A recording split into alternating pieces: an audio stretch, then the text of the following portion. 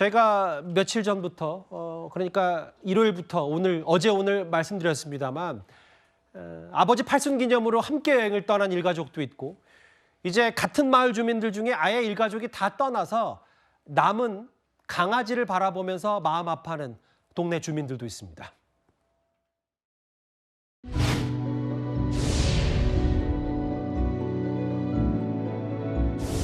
사람 좋지. 이장을 몇 년을 하고 총무를 얼마나 많이 했는데 그니 얼마나 그냥 그 소리 듣고 나 진영령하고 어저께 무릉바다리 하는데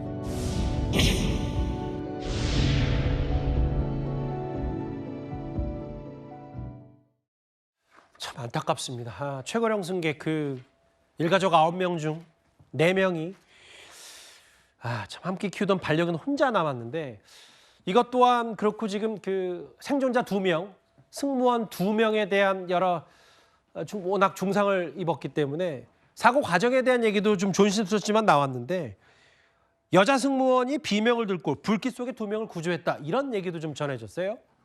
네, 맞습니다. 그러니까 저희가 그 화면으로 봤지만 항공기가 이제 그 소위 말해서 대파하고 폭발 크게 나지 않았습니까? 그 중에서 유독 항공기 꼬리 부분에 있어서는 조금 저희가 볼 때 그래도 그나마 모양이 갖춰져 있는 상태였기 때문에 소방관들이 현장에 갔을 때 항공기 꼬리부터 어떻게 보면 구조 작업을 펼쳤습니다. 사고가 난 게 이제 9시 5분 정도인데 그 이후에 현장에 도착했을 때 9시 10분 현장에 거기에서 이제 살려주세요 그런 어떤 외침이 있었다고 합니다. 거기에서 본 게 이제 승무원인 여성 승무원인 구모 씨가 발견이 됐고요. 더 안쪽에는 남성 승무원 이 씨가 있었다고 합니다.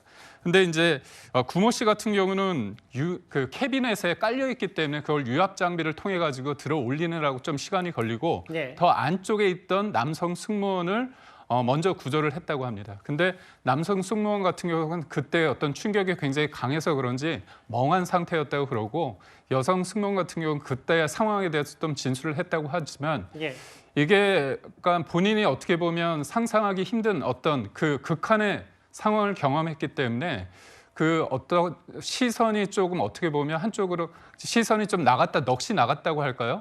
그런 측면에서 남성 승무원은 얘기를 거의 못했다고 하고 있고 여성 승무원 같은 경우는 그 이후에 자기가 뭔가 폭발음을 들었다 그런 얘기를 했다고 얘기를 하는데요.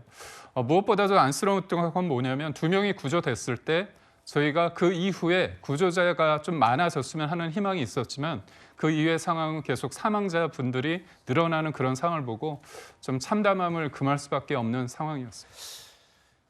현장에 있는 무안공항 주변에 있는 유족들 목소리, 생존자의 얘기, 그리고 무안공항과 제주항공 자체에 여러 속속 드러나고 있는 문제점 얘기까지 저희가 제주항공 여객 참사 얘기 속보성으로 하나하나 만나봤습니다.